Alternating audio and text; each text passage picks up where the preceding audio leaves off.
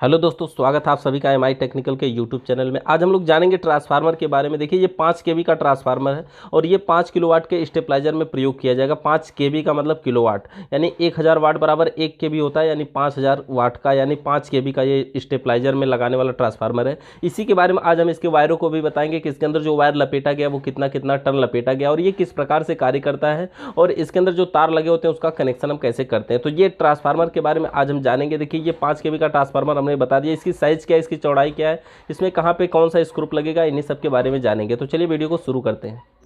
तो सबसे पहले बात करते हैं इसके अंदर से जो वायर निकले। देखिए, जो वायर निकले इसमें सबसे पहले एक जो साइड में ये अकेला है, सबसे अलग दिख रहा है, वो न्यूट्रल का है। बाकी इसके अलावा 5 वायर देखिए एक साथ निकले हुए हैं, ये मोटे मोटे में है, अलग तरह के तार हैं। और उसके बाद इसके नीचे और भी 4 तार निकले हुए हैं। तो सबसे पहले एक एक को समझते हैं। सबसे पहले देखिए, इसके किनारे जो निकला है वो न्यूट्रल है और किसमें कितना टर्न लपेटा है ये एक लिस्ट के द्वारा देख सकते हैं। जब हम ये ट्रांसफार्मर लेते हैं ना, हमारे पास ये रसीद मिलती है और उसमें उसका पूरा डायग्राम भी बना होता है, उसका कनेक्शन के बारे में भी बना होता है। तो यहाँ पर देखिए, इसमें सबसे पहले एक किनारे में आप देख पाएंगे, सबसे बाएं साइड में जो लेफ्ट साइड में कोने में है ए लिखा है, ए के आगे 94 लिखा है, उसके भी नीचे लिखा है एन और 0, यानी सबसे अकेला जो अकेले तार था वो न्यूट्रल का तार था। उसके बाद ए 94, यानी जो हमारा पहला तार है उसमें जो वायर लपेटा गया, जो टर्न की संख्या है वो 94 टर्न लपेटा गया। उसके बाद बी लिखा है देखिए 137, और सी पे लिखा है 200, डी पे लिखा है 240 और ई पे लिखा है 290। ये वोल्टेज का भी काम करता है और उतना टर्न लपेटा गया होता है। तो ये यहाँ पे इसमें लिखा हुआ है, यानी जो हमारे इसमें पहला वाला लपेटा गया है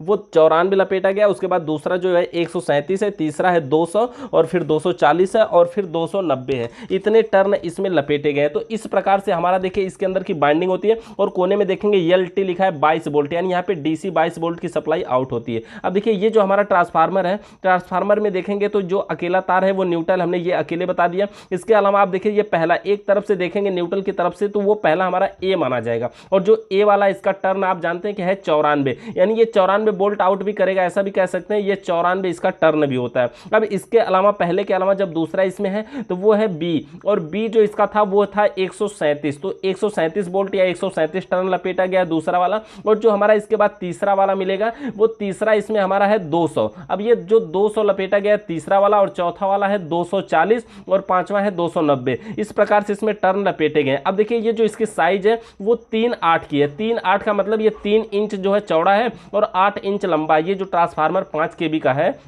इसकी जो चौड़ाई है वो 3 इंच है और जो इसकी लंबाई है वो है 8 इंच। तो इस प्रकार से ये हमारा ट्रांसफार्मर बाइंड किया गया है। बाइंड का मतलब ये ऊपर से देखिए, जो इसमें तार लपेटा गया वो लपेटा हुआ आता है, लेकिन ये जो ऊपर लोहा लगाया गया 3/8 का कॉइल, ये लगाया जाता है बाद में। और इसके अलावा इसमें पीवीसी भी लगाई जाती है। और उस सब लगाने के बाद इतना जब लग के इसका कंप्लीट होता है तो इसमें देखिए स्टैंड भी लगाया जाता है। वो जो स्टैंड होता है, तो इसमें जो स्टैंड होता है वो इसकी मजबूती के लिए लगाया जाता है। देखिए, स्टैंड लगाने का 2 कारण होता है। पहला तो ये कि जो हमारे ट्रांसफार्मर की जो हमारे स्टेबलाइजर की बॉडी होगी उसमें टाइट करने के लिए लगेगा। और दूसरा ये कि इसमें जो 3/8 की पत्तियां लगी हुई हैं, उन पत्तियों को एक साथ दबाए रखता है। दबाए रखने में फायदा ये होता है कि मान लीजिए जब हमारे ये स्टेबलाइजर कार्य करेगा तो जो ट्रांसफार्मर है वो मैग्नेट उत्पन्न होता है, तो वो इधर उधर हिलता है। तो ये पत्तियां जो इधर उधर हो सकती है, इसलिए क्या होता है इससे फायदा कि वो दोनों पत्तियां आपस में मिल करके टाइट हो जाती हैं, मजबूत हो जाती हैं, और हमारा जो स्टैंड है वो भी इसी में लग जाता है। तो इस प्रकार से ये जो स्टैंड है वो तो हमारा कंप्लीट हो जाता है, बढ़िया तरीके से कार्य भी करता है, कोई दिक्कत नहीं है। और इसमें जो स्टैंड की संख्या होती है वो टोटल 4 होती है। 4 का मतलब समझ गए कि देखिए इस प्रकार से दोनों तरफ से, एक तरफ से दोनों तरफ और दूसरी साइड से भी 2,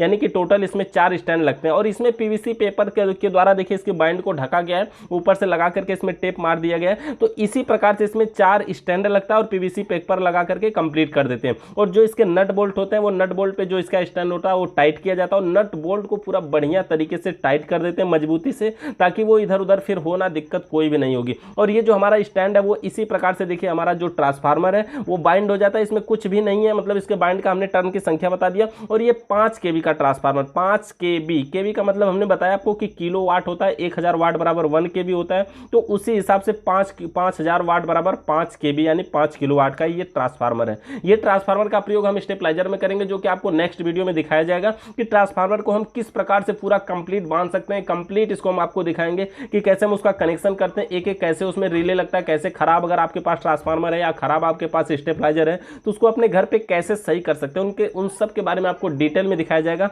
तो चैनल को सब्सक्राइब करके रखिए। नेक्स्ट वीडियो जल्दी आने वाली, वीडियो देखने के लिए बहुत बहुत धन्यवाद।